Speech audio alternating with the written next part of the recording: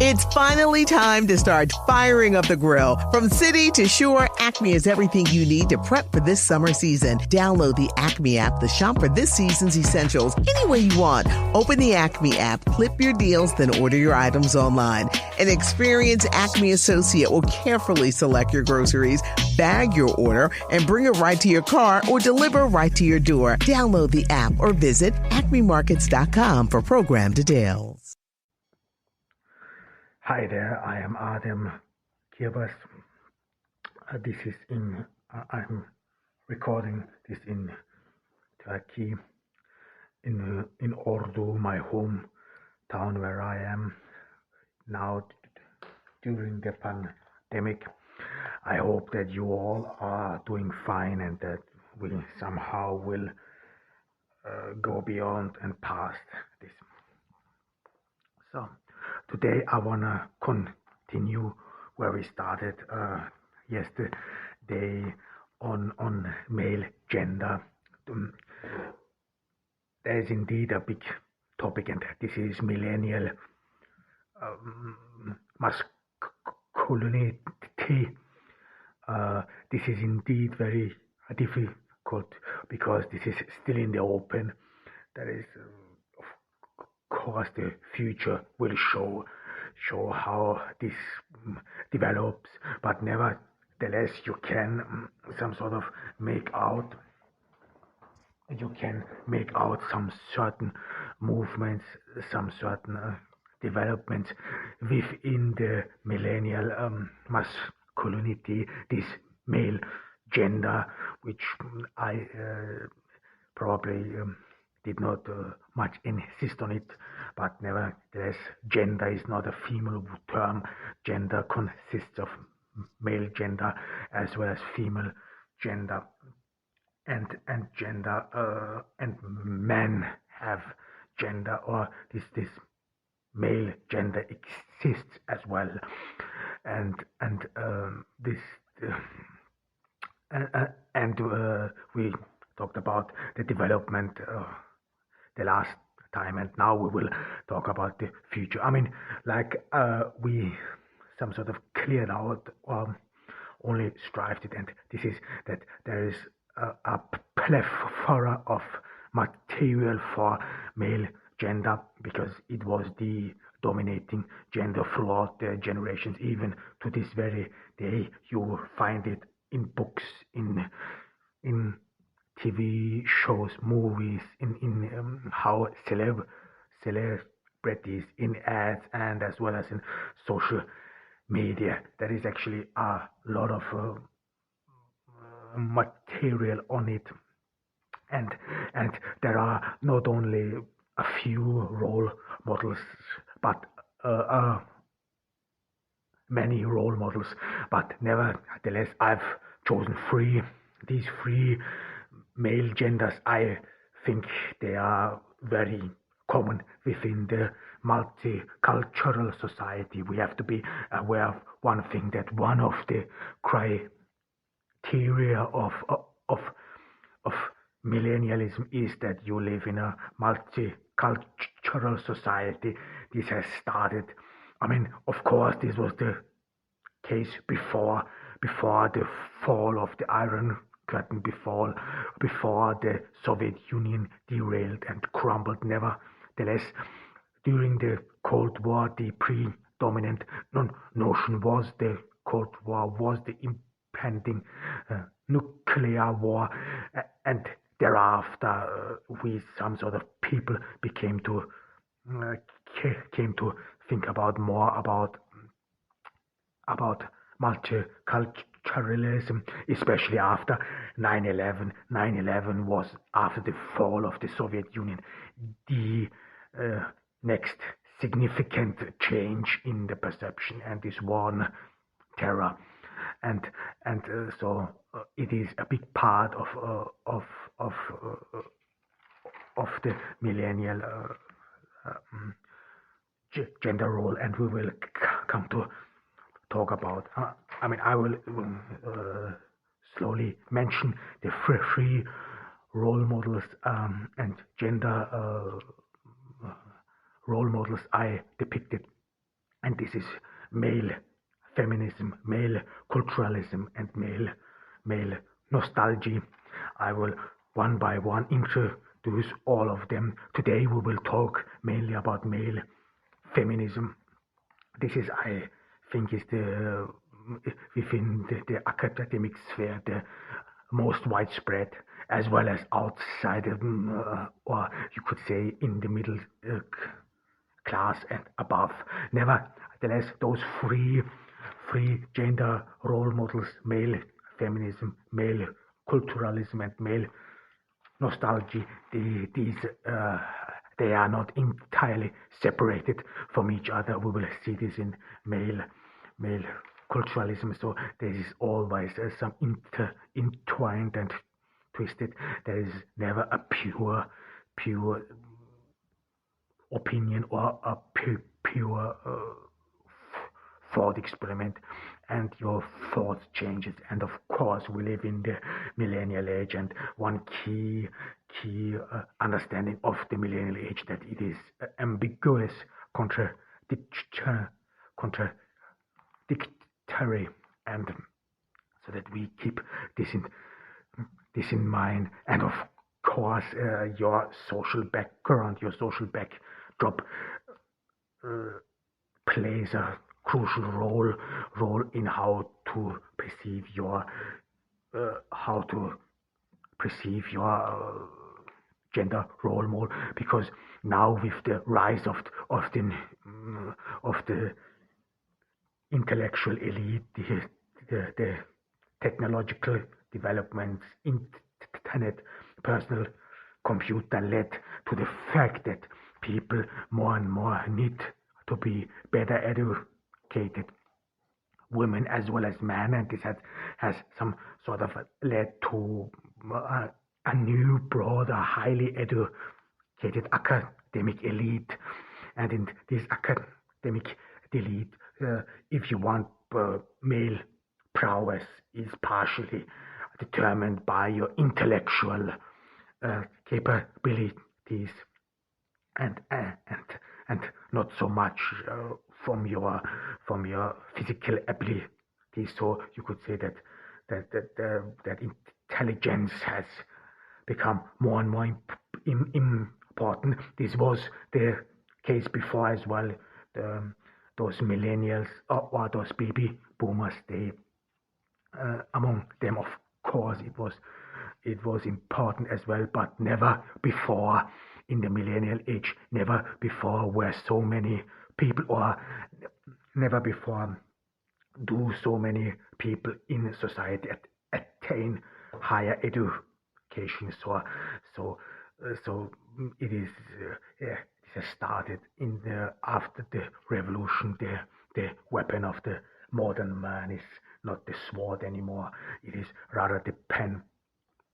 However, and of course, there are indeed still people who work with their hands, and for them your ability or your physical ability becomes more important, because of the sense that you have nothing else than your body to show for. I was a carpenter. This is then as a carpenter, you can't some sort of gain recognition for being smart or something else. Yeah, of course there are smart carpenters as well, but as a carpenter or at any other profession, you rather gain acknowledgement due to your capabilities, whether you are a good carpenter. So you associate yourself easily with your work.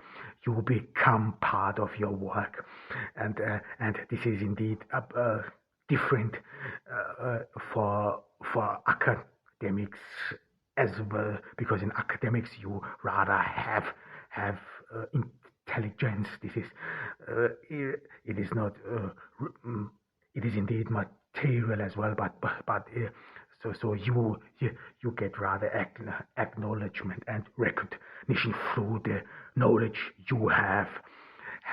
So you some sort of, you can detach yourself easily from your body and physical appearances, the more intelligence you have, or your social background. I mean, Bourdieu said it is some sort of cultural capital. The more you have, the more your physical abilities whatsoever they drop in the background. So this is some sort of a very gross differentiation, but there are of course very subtle one. And I want to talk about male feminism and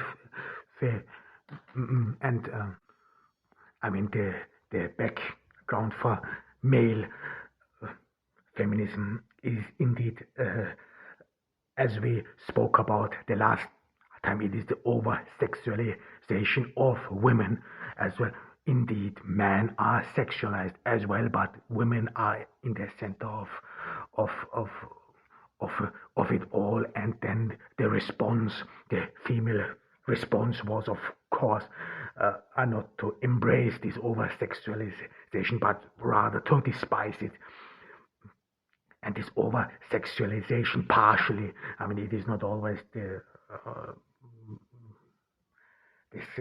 or it is not always so clear, but mostly it is this over-sexualization demeans women to their physical appeal.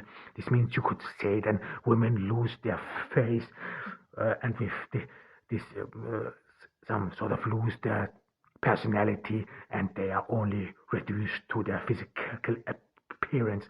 This is then their boobs and their asses, and this is some sort of some steps back to the female emancipation. This is indeed true. You could see, you can, or it is the fact, because then women are not seen as this intelligent,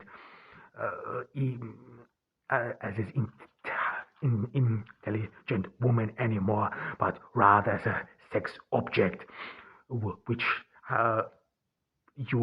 is some sort of a good of value. And if you have, it is like if you have a beautiful girlfriend and you show her around, it's like you driving in a very expensive car.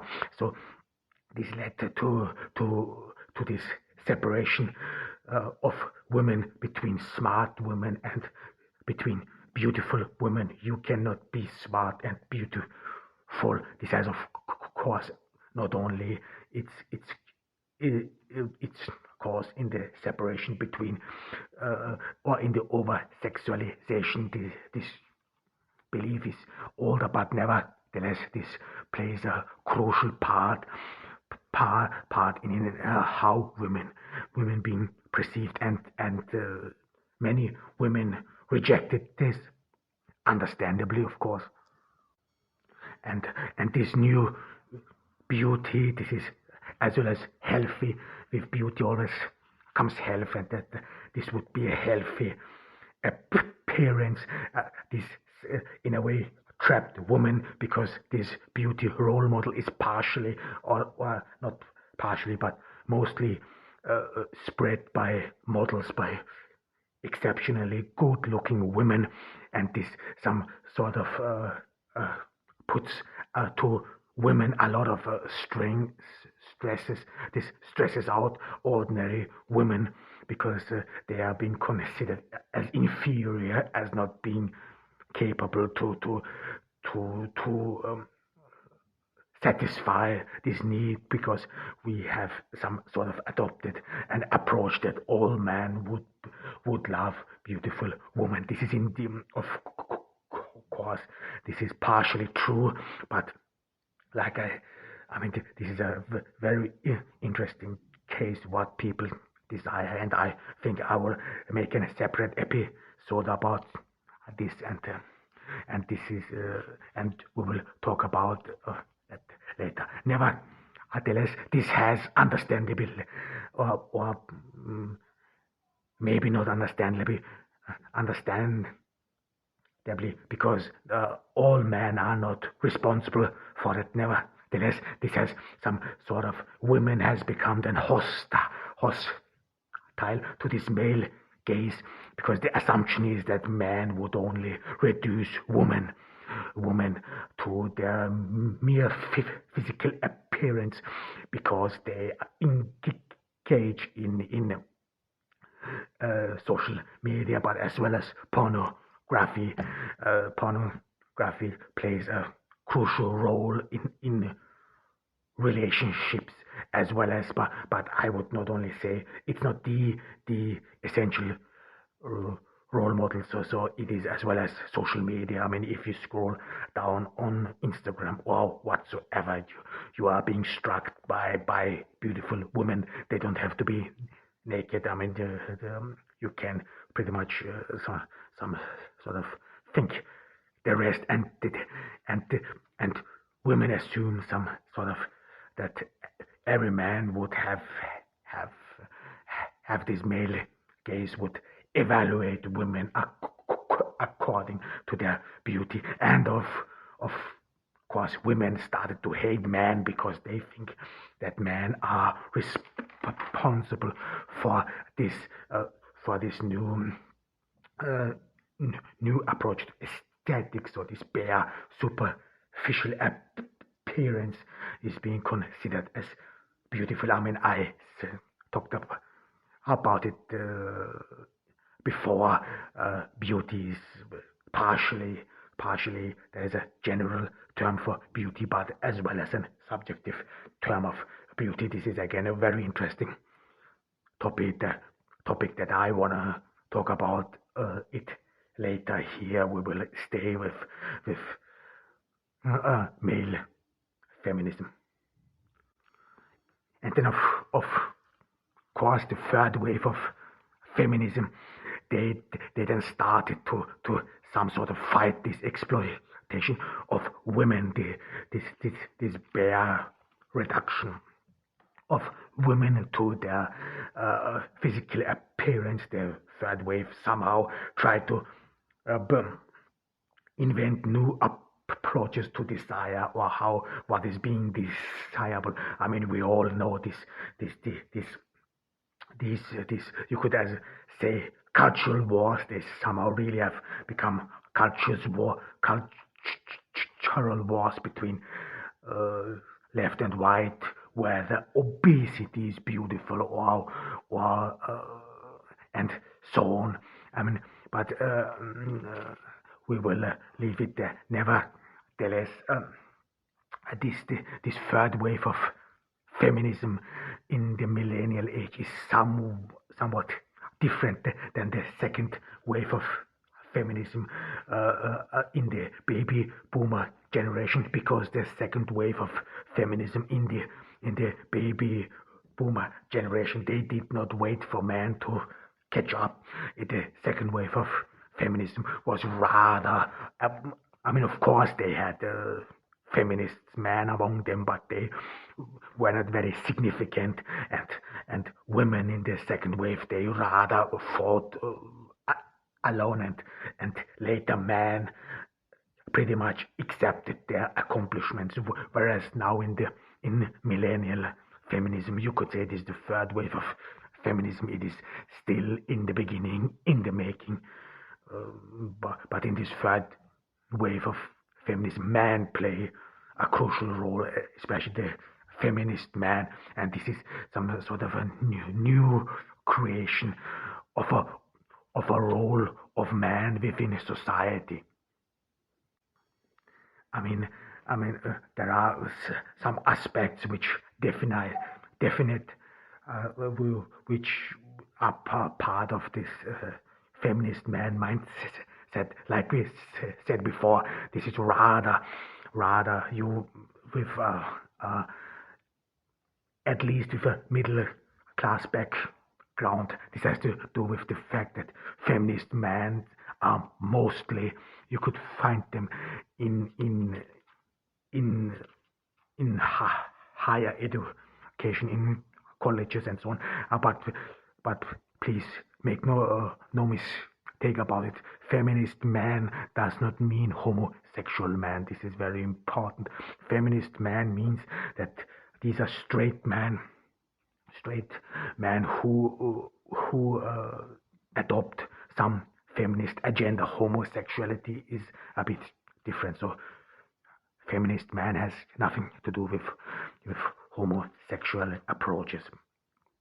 And we will see a bit this later. However, and then feminist man, this is rather confined in some academic spheres and higher education, because again, as we said before, feminism is very strong in higher education, in colleges, in universities. There, feminists had indeed a success story. At least these are the fruits of the second wave of feminism, and we will see what the third wave will do about it. However, and this feminist man seems some sort of free from this male gaze. It appears that way, that they would not reduce women to their sexuality, and some sort of would be emancipated man. This is of course with a big question, because I met some feminist men. They play a lot of psychological issues as well. In for example, if you some men rather subordinate themselves, not out of weakness but out of political or whatever reasons. However, and this feminist men, then they conduct themselves among women. This is very important, not equally. So this feminist man, this is not an equal gender, so they do not consider or we have to be very careful here. They consider themselves as equal, yes, but they think, like many women, that women were disadvantaged throughout history, that women were taken advantage of, and because of this man have to make up for it. This is what a man would owe to women, and this is the reason why women have to be treated more favorable than men, so that you could make some sort of so that you could make up for this inequality. And feminist men seem to adopt this notion, and therefore subordinate their own ambitions for the sake of women's success. This has to do with this man then became some sort of great advocate for women to step up and step forward. So this is indeed not a bad thought. I mean, this is in utilitarism. This is in modern utilitarism the case as well, that John Rawls advocated for some kind of equality and equal inequality, that people who are disadvantaged should be then treated more favorably to make up for their suffered disadvantage. So it is not something far distant or something you would some sort of deny. This is indeed a very, you could say, honorable thought, but of course there are many problems with this approach. I mean, one problem is what we talked about, that this new wave of feminism, that they have never really developed a positive view to the female body as well as the female sexuality, that women more and more have adopted male behavior, male dresses, like short hair, trousers, whatever, despite the fact that these things are, despite the fact that this has to be considered created as well. We talked about bees and women more and more emulate man, and this led to the fact that women did not get rid of these male stereotypes that like man would be or have to be dominant and powerful, and even that then some feminists have partially become preservers of this role model of this male gender, and you have to be aware of one thing, that there is an this male gender, as well as not only the male gender, but this construction of this social sex, if you want, has created some sort of a category system. What is strong is masculine and so on, and what is weak is weak and passive is feminine. Simone de Beauvoir wrote in the other sex about this, very interesting, and I can only recommend reading Simone de Beauvoir. And however, this had led that man, or feminist man, that they, in this raster which is still existing, which is still out there, that they are actually not really considered as manly, as strong, or even as homosexuals. So it this and this then led, I would say, this did not really much accomplish any things, because this social categories, strong and weak, still exist, and so male feminists did not really change the perception of man. They are then considered as weak and homosexuals, because there is a common notion that homosexual men are nothing else than women. This perception persists, it lasts, and that homosexual and that feminist man would be rather homosexuals who would be only, or it would be only a matter of time until they out themselves. And another disadvantage of or things which you have to consider with this feminist man, or with this male feminist gender role, is or the problems it has, and why I think why it will have very difficulties to succeed. This is one thing is still the case. We talked about it. It is ludicrous. It is not. It is useless to discussing whether there is a gender pay gap or not. It just exists. However, women to this very day are being are still disadvantaged. They don't have the same access to resources. There are still parents who do not like daughters. There are still some sort of social societies, and I don't mean somewhere in the east, far away, and no, it is really as well as in the west. In Western Europe, in Northern America, there are still people who do not favor, or who still favor a boy over a girl. This still persists, and this has led to some sort of a climate of hatred and bitterness among women and man, and there is of course a lot of hatred against the patriarchy, which has been considered as being created to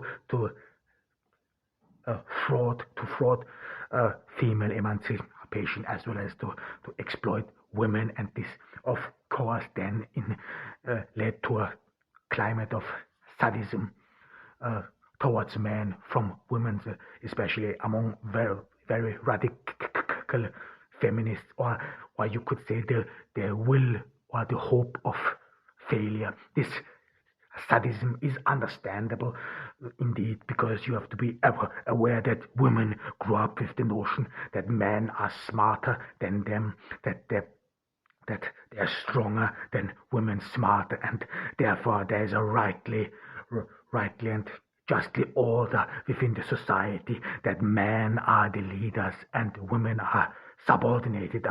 And then, of course, women somehow derive pleasure when this paradigm fails. You have to be aware. This is something you know from the school as well. There's always one student who is the teacher's pet, and he's being favored. He's being praised, and then you as you don't have to be sadistic. You don't have to be mean. This doesn't mean that all feminists are somehow sadistic. No, this is rather you somehow feel pleasure when these people then fail or fall and so on. And this has some sort of created some of a climate of hatred, of discomfort, and of course challenging, constantly challenging the male reading role, which is indeed positive. Nothing against that. And but then of course they derive pleasure as well. So you could consider this as some sort of a revenge of the woman. The woman is being disadvantaged, or is underprivileged within society. She does not know how to take revenge, and then of course one way to take revenge is then in a way subordinate the man, rob him of his manhood, and so on. And for these women, those feminist men became some sort of a means of revenge. They are not taken very seriously because some radical feminists think that by all means necessary the patriarchy needs to be destroyed, and there is no compromise possible. So you cannot go along with man, and either way, man would have to be put out of the way. So that in that sense, again, this male feminist paradigm does not really succeed in that sense, that it would contribute to an approach of the two genders, and especially to live along in a very positive way, not with ambiguity, not in ambiguity and with tension. And a very important mindset with the male feminist paradigm is actually some sort of a passive aggressive nature, because you have to be aware, or as we said before, there are still these prototypes of man behavior. So as a man, you grow up to be the hero. This is in books. This is something you find in comics, in movies, everywhere, in ads, social media. So men, some sort of, in a way, always are dominant. They are the dominant part in the society, and as we said before, this social category of man and woman, they still persist despite the fact that they are cross-dressing and so on, and superheroes This is what you see: superheroes and those stars or whatever who fight for a good, who fight for uh, against evil or whatever they do, never submit. You won't find superheroes, or the script for those superheroes was not or is not written or hasn't been written for now. It doesn't exist, and in these books and so on, there is no role model for a hero to subordinate himself to some sort of make its peace with the situation. And there are still traditional gender roles, and it is not only that they exist, but people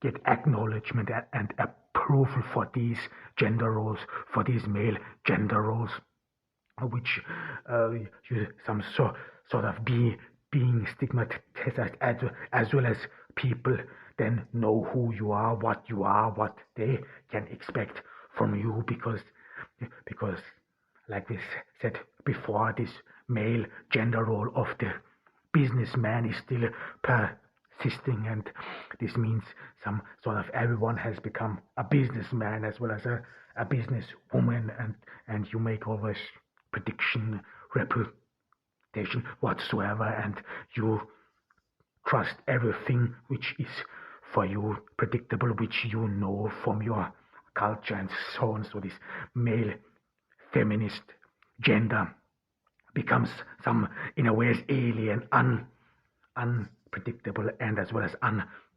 unfavorable. And of course, this male gender role seems to be having made a sacrifice.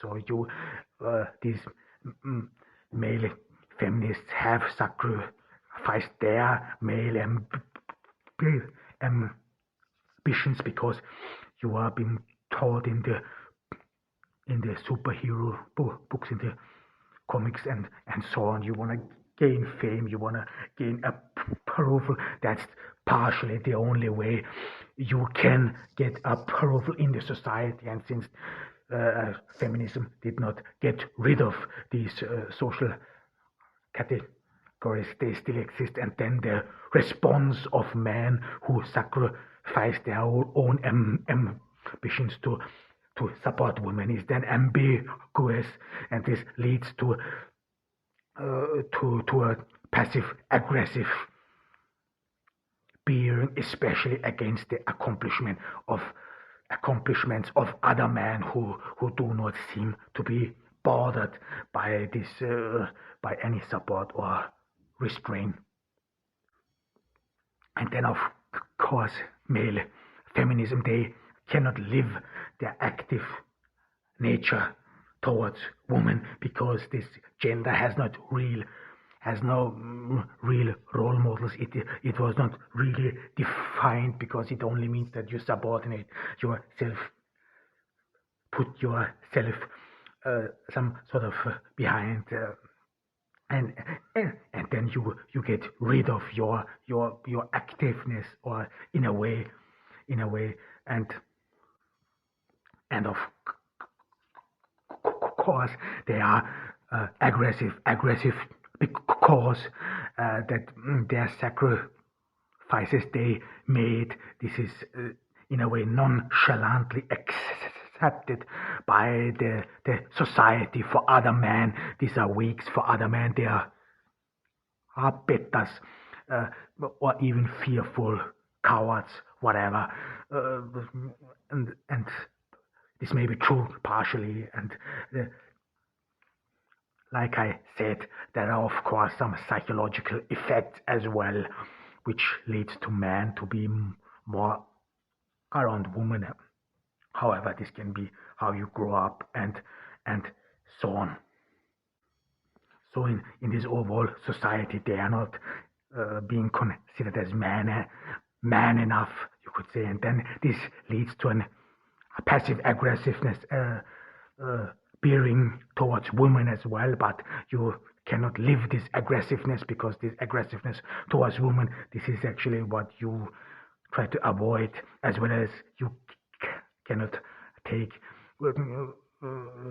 part in this male gaze because it is some sort of banned, and this leads then in a way to open aggressivity or aggression, open aggressions against other men with the attempt to some sort of demasculinate them,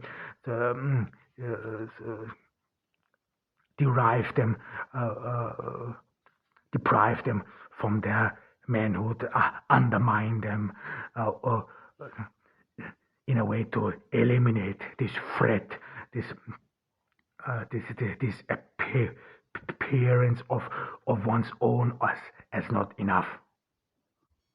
And of course, you have to be aware that still, because these standards of heroes and men still persist, that you then socialize according to that man, socialize according to those still existing male genders, and then these male feminists some sort of fall out of these social boundary social communities, and one of the reasons is because people think that they are secretly homosexuals or weak, do not approve the standard, or are in a way are feminine, and this leads to some sort of further aggravation and so on, and this common passive aggressiveness. And you can see this. I mean, the social media is a great place where you see these passive aggressive men who then really which can become really nasty. I mean, I know what I'm talking about. I've witnessed some of them in the university. I mean, these people, they can then really become sadistic, and even it goes even into perversion, inhumanity, inhuman behavior, which one might think is some sort of is a contradiction to the approach, but this situation where they put themselves in order to where this sacrifice they made was not approved from society, and this led to a lot of hatred and aggression. And then this will sometimes it only needs a trigger, and then it all comes forward, explodes, and this is mostly against other men, and then we will see later it is as well as against men of other cultures, which are then being considered as all evil and so on. So this male, so this feminist man has not really contributed to a cultural approach. This feminist male gender has left a lot of tension, or brought tension within the society, as well as between men, then later between cultures. Other cultures are being then considered as barbarians, and they would take advantage of things. And then because this feminist man try to be the hero, still try to be the hero, because they don't know anything else. You are being brought up that way. You have to be the hero. You have to follow the hero journey, and then this feminist man then search for niches where they are then unrestrained, and where they then can live their hero role model with which they grow up. This was today about feminist men. I hope it was understandable. This was Adem Kibos from Urdu. and I hope you are doing fine. Bye. It's finally time to start firing up the grill. From city to shore, Acme is everything you need to prep for this summer season. Download the Acme app to shop for this season's essentials any way you want. Open the Acme app, clip your deals, then order your items online. An experienced Acme associate will carefully select your groceries, bag your order, and bring it right to your car or deliver right to your door. Download the app or visit acmemarkets.com for program details.